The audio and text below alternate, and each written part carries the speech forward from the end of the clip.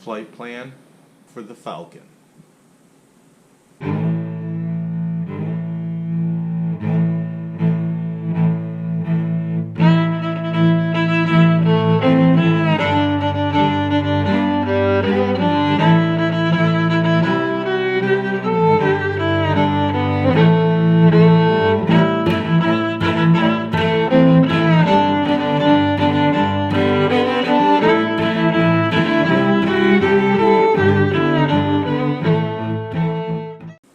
Alright, so the flight plan for the flight of the Falcon.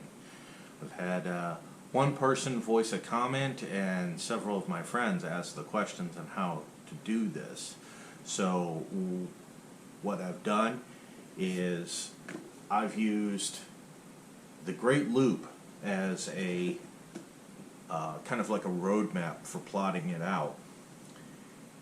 Roll the footage. Alright, so I have pulled up a map of the Great Loop, which I'm using as a roadmap for this journey here.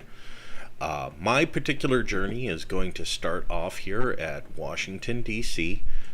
The Falcon is anchored on the Potomac, so I'll follow the Potomac all the way down to the Chesapeake, which is right there, and then out the Chesapeake, and right around Virginia Beach. It's marked Norfolk here because that's the major city. This is only showing major cities.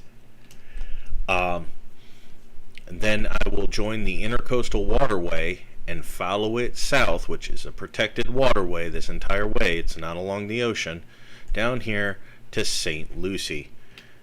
St. Lucie is a decision on the Great Loop. You can either round the tip of Florida or you can cut through Lake Okeechobee, which is what I am doing. I am cutting through Lake Okeechobee and coming out around Fort Myers. Then from Fort Myers, I proceed north to Tarpon Springs, and this is where loopers get a choice. They can either go straight line distance across, which is the most open water.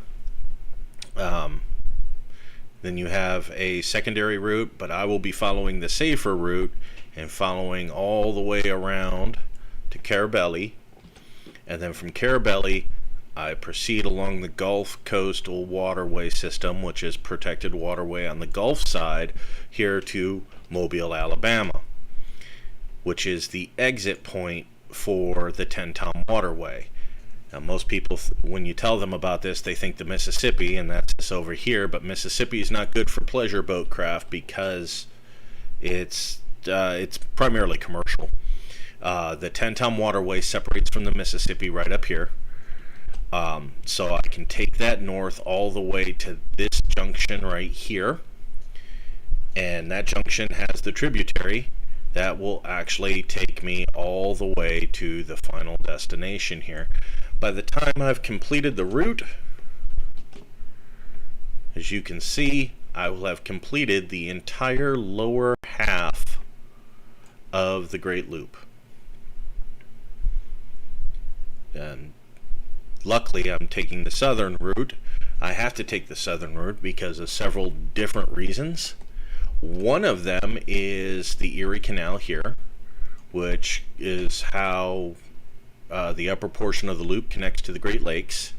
And then you have another canal here, unless you cut straight through to Erie. But that is that's expensive, and it would require me to demast there.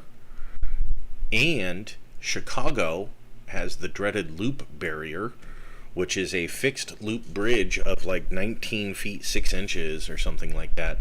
But I would, if my mast wasn't down, it would have to go through there. There is no way around this. There's a couple ways around this. They're way longer, but there is no way around the Chicago barrier. So going the north route, which also happens to work out to be almost the exact same distance as going the southern route, since I'm also doing this in December, the southern route puts me like in this area come Christmas and New Year's, and as you can see, I'll be getting warmer as I go down. When I get to this point here, or the crossing, when I get to the crossing there, I'll be in the later parts of January, beginning of February. So if the northern approach, if it's too cold for me to get to my destination, if it's would be uncomfortable or what have you, I can hang out down here in the south until things warm up and then move north. So that is the route that I am taking. It is the Great Loop. Alright, so that's the rough layout of it. What the Great Loop has allowed me to do, especially with this near 2-inch thick book, is plot out the route in the most casual way. And what it is the Great Loop, if you move every day, you can complete the entire course in 140 days. It breaks it down into very small bite-sized chunks. They've already done the research for me on where I'm going to be, how long between, local information that is absolutely necessary for when you're like looking to navigate. It includes contact information for the marinas in the area, suggestions on anchorages, all the hard work for the entire thing. This is the road map. You have to verify this information. I mean, this book, when it was put out in 2019, and it was information from 2018. So, but it tells you where to look and where to go. So I've used it as a road map. The average distance that I need to cover between stops is around 50 miles a day. Some are less, some are more. The average distance worked out between 50 to 55 miles. So that's entirely doable. And that's what this guide is. This guide is written for people to take it at a leisurely pace. And that's why I've gone ahead and decided to use it as a road map to plot the courses and everything. I've also taken the liberty of downloading all the updated navigation charts for the entire route to include the 10-town waterway, and those are uploaded in the core. So my chart plotters and everything will have the accurate information. This is just telling me basically the rough idea of where I need to go and how I need to get there. Extremely valuable tool. Also, a lot of information in this book about preparations and things that you might want to consider and take a look at and everything. A lot of it a lot of this information I have used for preparations on board the Falcon to undertake this journey. And one of the reasons why I'm confident that I can make it is because of the amount of information that this book alone provided. This is not my sole source. I use a lot of online resources as well. One of the most valuable resources I have found is a free website called waterways.com, which not only provides a navigation chart view, but also allows you to look at the information for the various marinas and anchorages and other things that you would need. And that is a lot more updated than this because it's updated in real time. I've actually had to make certain adjustments because of this year's hurricane season. Several of the marinas listed in this book were damaged by the hurricanes this season, and therefore have certain date ranges that they're closed, and how much damage they received, and what services they can't provide as of the moment. It's one of the reasons why I waited so long into the winter season to depart, is because number one, I wanted to make sure that I was well out of the hurricane season before I even started the journey, let alone be into the areas that I need to be worried about. But number two, to allow a lot of those places to kind of get out of the hole that the hurricane put them in. So that is the flight plan. You've seen the route that I intend to make. All else going, if I can move every day, which is the plan, it's 64 days of travel.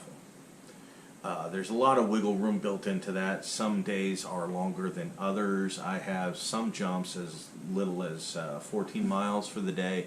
I have others that are pushing 60, 67. So the longest route, the longest jaunt, which is the Gulf crossing, is clocked in at 76 miles for my crossing on that. That is going to be a very particular day, and I will not hesitate to pause before that date, pose to jump, and pause to wait for a good weather window. This book also has recommendations on taking that into account and such. So it's going to be interesting. It's not like an RV travel. I mean, when you're talking about 50 miles a day, most people scoff at that and do more than that round trip to and from work every day. I, however, will be moving a very large boat that distance a day. So hope you've enjoyed learning a little bit more about the flight plan. If you're interested in knowing more, there is a ton of websites on the interwebs about the Great Loop. That is literally the name of the route. This is written by Captain John. Sorry. There's several others, Great Loopers, a plethora of information. I highly suggest, if you're taking a look at sailing or boating, powerboats make this journey all the time. In fact, that's one of the reasons why I'll be able to do this in a sailboat, is because for most of the time, especially on the 10-tom, sailing is not going to be an option because of the river and the channels that you're in, especially on the intercoastal waterway. The intercoastal waterway is a protected waterway. There are large swaths of it with literally homes on each side. You can't really sail in those. You just don't have the room that you would need unless the wind was blowing in exactly the right direction. Of course, if the wind is blowing in the exact right direction for me, I will try to take advantage of that situation, but the chances of that are extraordinarily slim, especially for the times involved too.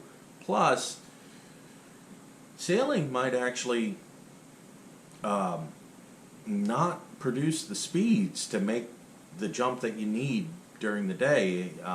I am breaking a major sailing rule by having an itinerary. You're never supposed to have an itinerary. But then again, my itinerary is not built on a tremendous amount of speed. Most of the intercoastal waterway and the Gulf Coast waterway have speed limits and no wake zones, which means it doesn't matter how much power you have, you're still not going to go any faster than I'm going to go. So that's one of the things to take into account. I appreciate you taking some time to learn a little bit more about the flight path, and as always, continue to wish me luck. Hey, thanks for watching. As always, please subscribe, hit the bell notification if you want to know of new content, and may the winds always be at your back.